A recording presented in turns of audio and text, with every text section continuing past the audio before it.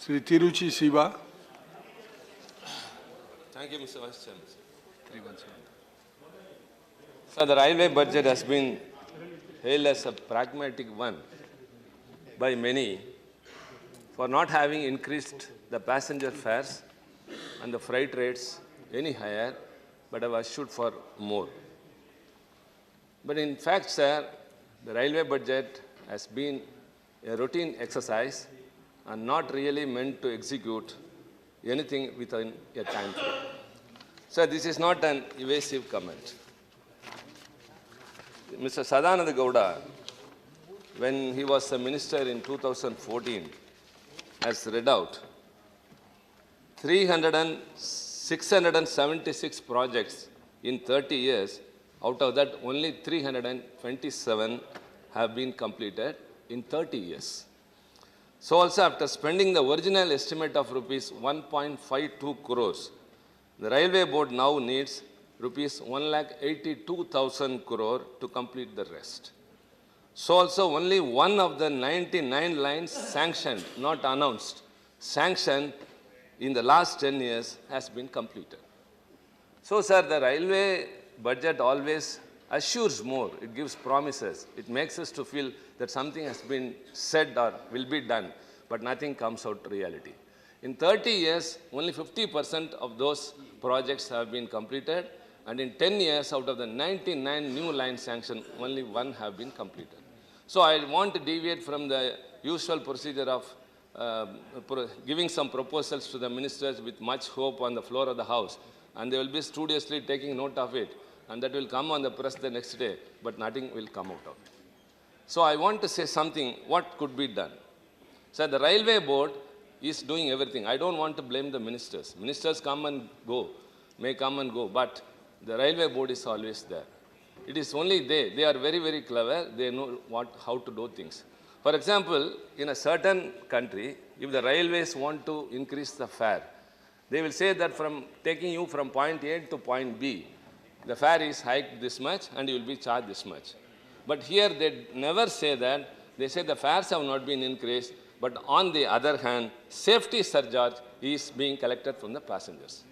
So also the development surcharge has been collected, excuse me please. The development surcharge is also collected very wisely.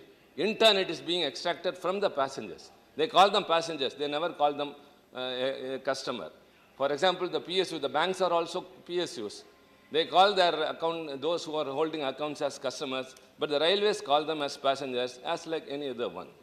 So they get they extract from the passengers in some other name, like safety surcharge or development surcharge, but they don't say that it is a fare hike. Sir, I would like to say when Mr. Lalu Prasad Yadav was the Minister of Railways, if you are going from Delhi to Chandigarh and returning from Chandigarh to Delhi, if you make a booking here to Chandigarh, for example, if the fare is 200 rupees, they will charge 200. If you are booking for a return ticket from Chandigarh to Delhi, they will charge 220 rupees. No one knows why. This was not the brainchild of Mr. Lalu Prasad Yadav, who was the minister. It was by the railway board. Later, after some resistance, it was taken away.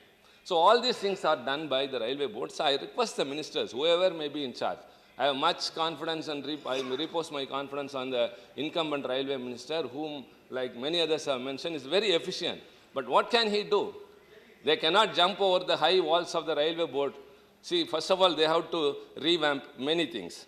Sir, all these things not with malice to anyone or grudges to any particular person, sir. The railways have been assuring a lot, but nothing has been seen. So also, I would like to recollect one of Lord Tennyson's poem, Lotus Eaters. He writes that they landed in an afternoon where it seemed always an afternoon. In Europe, it's an afternoon, it's a very pleasant thing, that's different.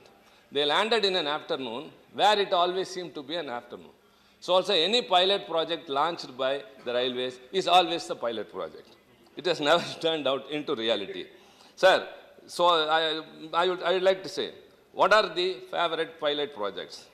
Safety devices like GPS-guided signaling, train-activated warning system, anti-collision devices, and foolproofing signaling, advanced warning systems, bio-toilets are all pilot projects.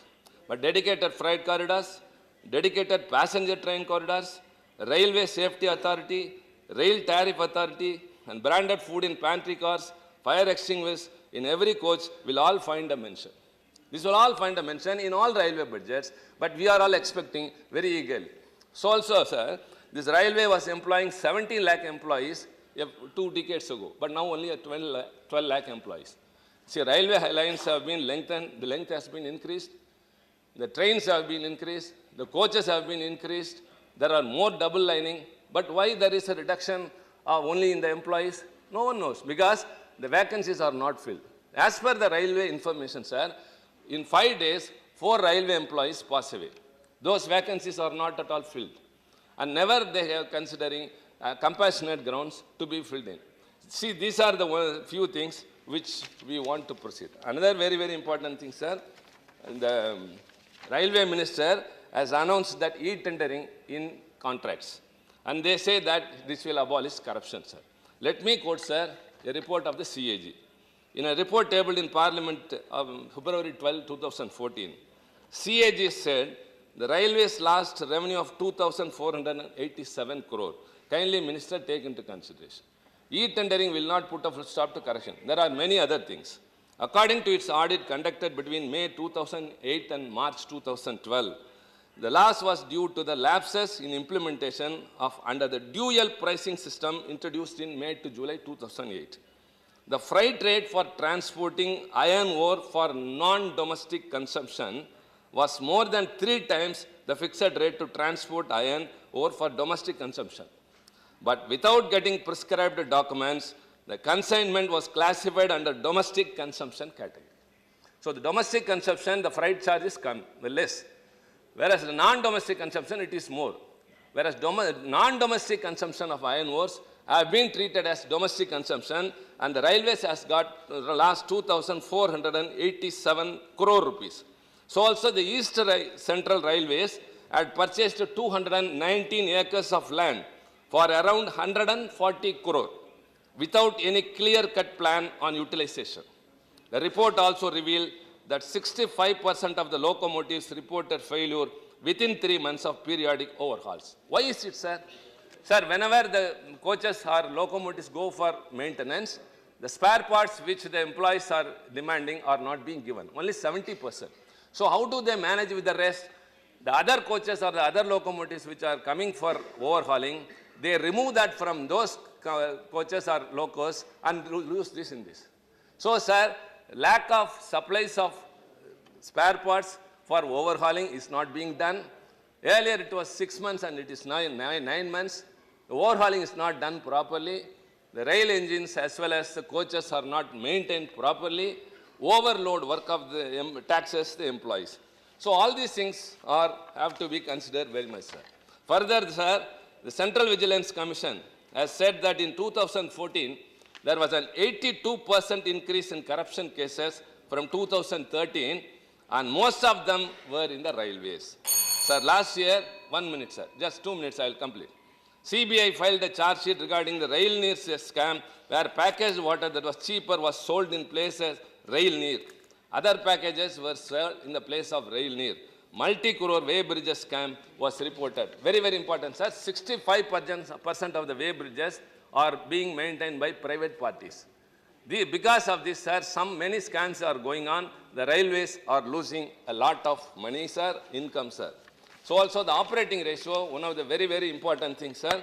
Operating ratio is the ratio of the working expenditure to the revenue earned from traffic. Therefore, a higher ratio indicates a poorer ability to generate surplus that can be used for capital investment, such as laying new lines, deploying more coaches. Sir, in 2015-16, operating ratio increased from a budgeted estimate of 88.5% to 90.5%. The operating ratio for 2016-17 is projected to increase to 92%. So, sir, your revenue and the expenditure are not matched, and so the operating ratio, if it increases, that will not signify a healthy functioning of the railways. So to say, sir, a lot of figures relating to the railways will make many eyebrows raise, sir, but everything has been conveniently swept under the carpet by the excellent speech of the railway minister. Only one submission to the minister again to take note of the ministry has to first establish accountability at all levels. You have to work with the unions, deflate the bloated bureaucracy, and above all, rid the railway board of the employee members.